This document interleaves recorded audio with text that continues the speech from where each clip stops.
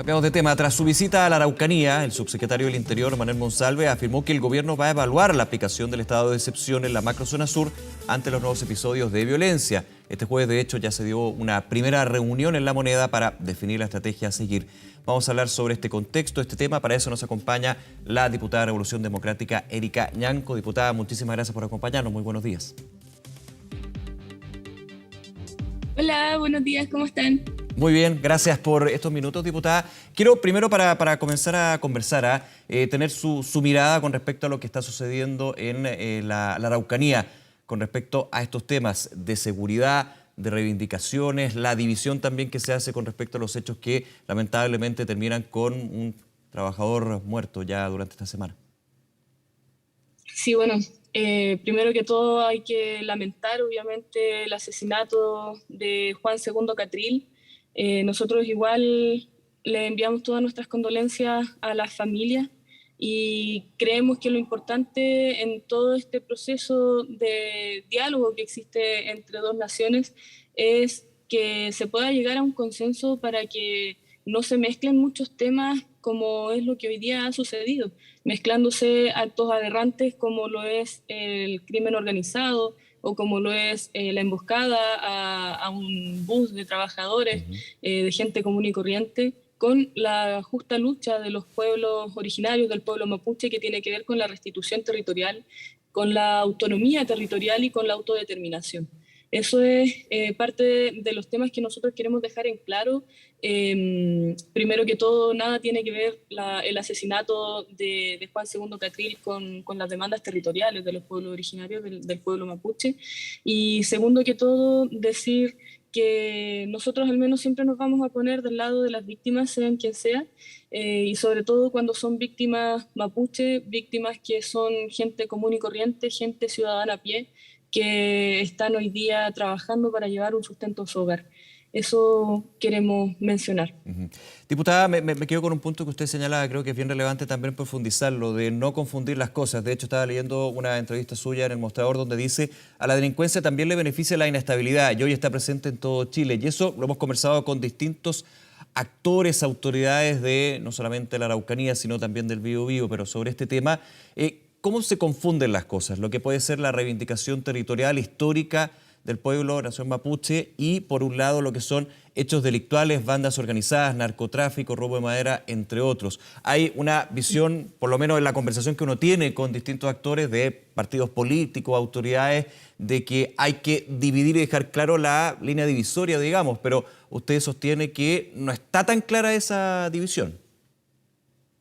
Claro, en realidad lo que yo sostengo es que hay muchas personas, políticos, digamos, del sector de la oposición que representan al sector más duro de esta derecha, derecha radical, digamos, que han intentado vincular la lucha mapuche con este tipo de situaciones aberrantes que han sucedido no solamente ahora con este gobierno, sino también en pleno estado de excepción general que se dio con el gobierno de Sebastián Piñera.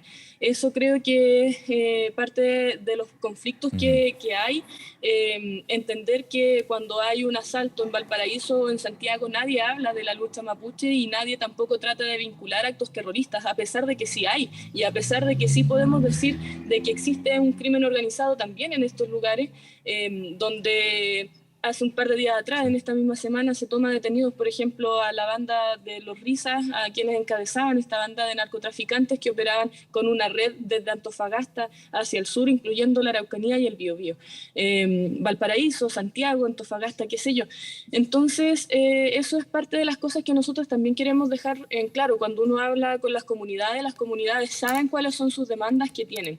Las demandas territoriales, las demandas por ser escuchados como una nación, las demandas por desarrollo social, que en la Araucanía hoy día también se ha dejado un poco alejado, y que hoy día con el plan Buen Vivir que está impulsando el gobierno se van a beneficiar miles de familias y de comunidades con temas que afectan directamente, o sea, la conectividad con respecto a los caminos rurales, conectividad también con respecto a las telecomunicaciones.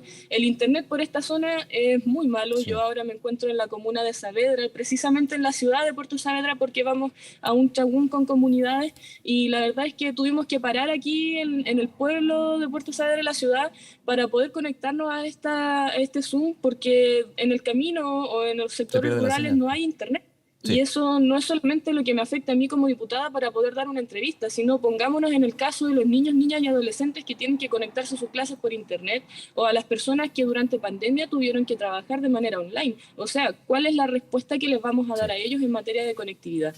Eso es lo que necesitamos trabajar Sí. acá en la Araucanía. Y voy a andar en esos temas, diputada, porque también en las conversaciones que hemos tenido con autoridades o integrantes de lo que es la Araucanía, a mí me gusta también hablar de los otros temas, no solamente la seguridad, pero desgraciadamente es uno de los principales por este tipo de hechos. Y quería cerrar ese punto con lo que usted señalaba, haciendo la diferencia entre bandas organizadas, narcotráfico y lo que puede ser la reivindicación territorial. Ahora, se hace bastante difícil, y ahí para conversar este punto, poder hacer esa división que me parece que es muy lógica, cuando hay grupos armados que pregonan lo que es la reivindicación territorial en base a la violencia, como por ejemplo la CAM, como la Resistencia Mapuche de Lafkenche, que están ahí presentes y es un hecho de la causa. ¿Cuál es su opinión al respecto sobre estos grupos y principalmente sobre los hechos? Donde, por ejemplo, la CAM, en lo que fue el asesinato de Juan II Catril, fueron bastante rápidos en decir, nosotros no hacemos este tipo de hechos, solamente lo que puede ser actos, por ejemplo, de quema de predios, de maquinaria, pero igualmente son delitos eso. O sea, si los vamos a considerar por la ley común, por la ley chilena, claramente podemos decir sí, son delitos, Es que pero son si nos delitos, sí. vamos al meollo del asunto, ¿qué es lo que sucede? ¿Qué es lo que se reivindica por parte de esos grupos? Hay que entender el trasfondo político que sucede, no solamente en la Araucanía, sino del sur del Biobío. En la antigüedad, la corona española declaró el sur del Biobío como un territorio autónomo por el pueblo mapuche. Por ende, ¿por qué llega el Estado chileno a imponerse a partir de la fuerza con instancias militares, ¿cierto? Sí. A través de la guerra, a través de la sangre, matando y asesinando a personas mapuche y entregándole las tierras que les pertenecían a otras personas con apellido extranjero, que eran inmigrantes alemanes, inmigrantes de otras nacionalidades, dejando a mucha gente desprotegida.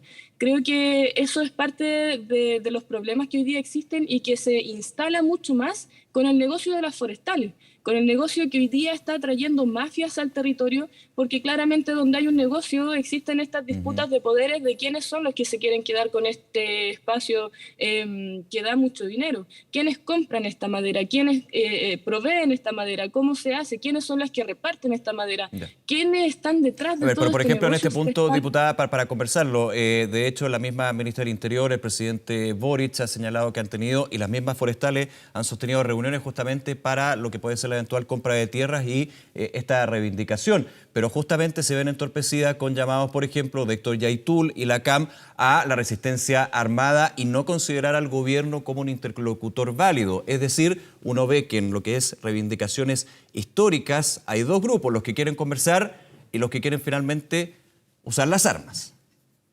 Yo creo que todos queremos conversar. Creo que depende de la forma, de cierto Pero la modo, CAM ha todos dicho que no queremos quiere conversar. conversar.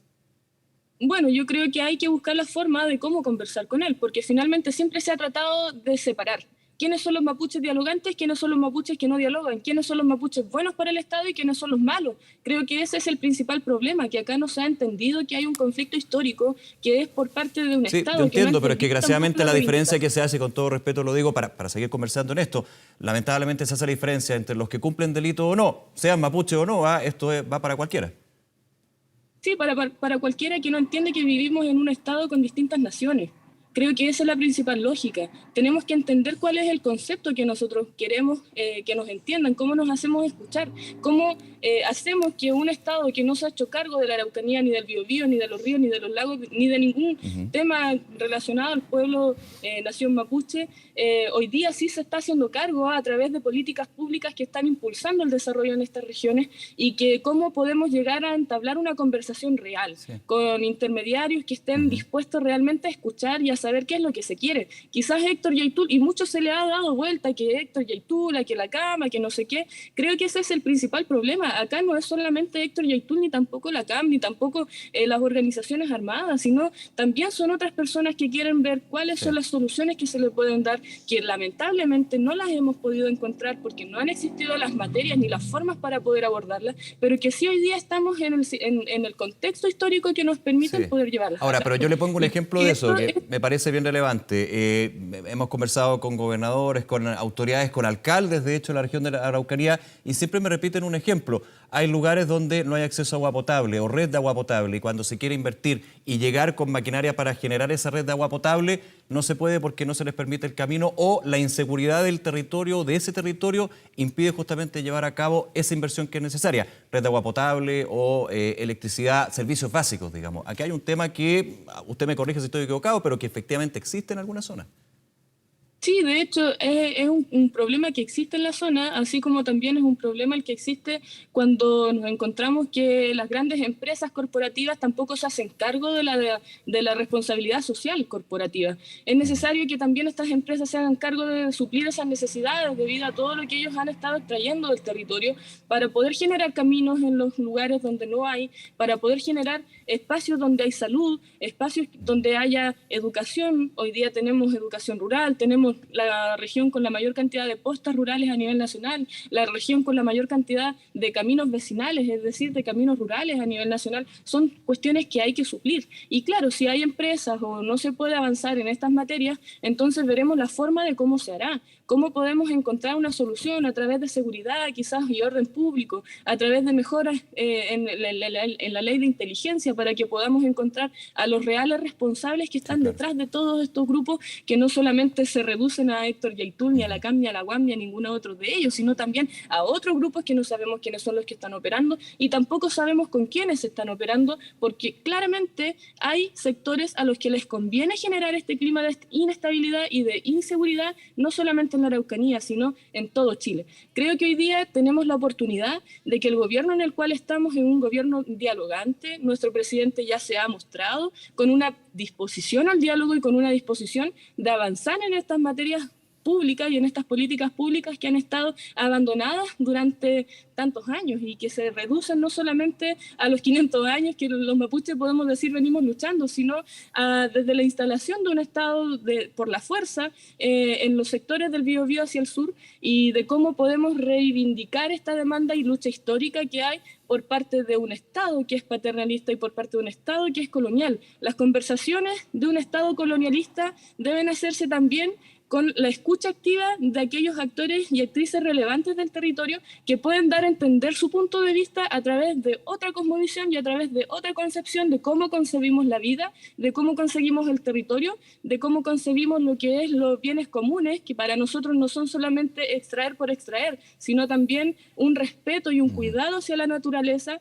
y esto tiene que desarrollarse a través de un nuevo modelo ecosustentable en la Araucanía que pueda venir a reemplazar lo que significa el negocio forestal, y así ojalá terminar de una vez por todas con todas estas mafias que lo único que se genera es dinero para unos pocos, el mercado negro, asesinatos civiles y todo el clima de inseguridad y de inestabilidad en el cual nos encontramos hoy día. Y conste que no es solamente en la Araucanía, sino también es a nivel nacional, es una cuestión, es un problema transversal. O sea, yo lo he dicho muchas veces, en Valparaíso la semana pasada asesinaron a un conductor de Uber que iba con una chica pasajera con su bebé en brazos, 15 disparos.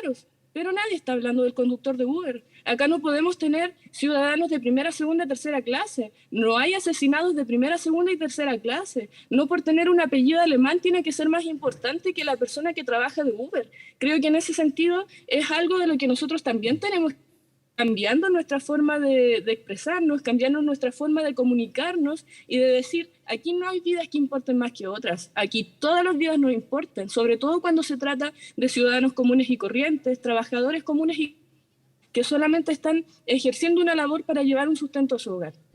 Eso creo que es parte importante de lo que nos lleva hoy día.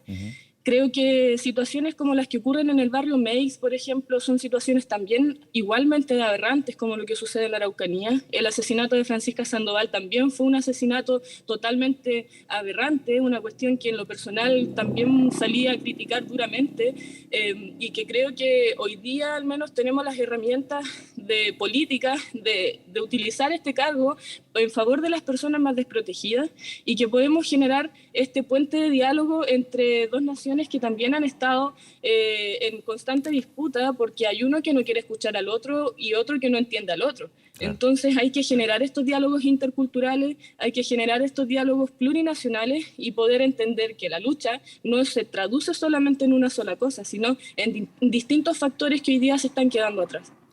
Diputada Erika Ñanco, nuevamente muchísimas gracias por su tiempo, por su disposición para conversar con nosotros aquí en Canal 24 Horas. Que esté muy bien.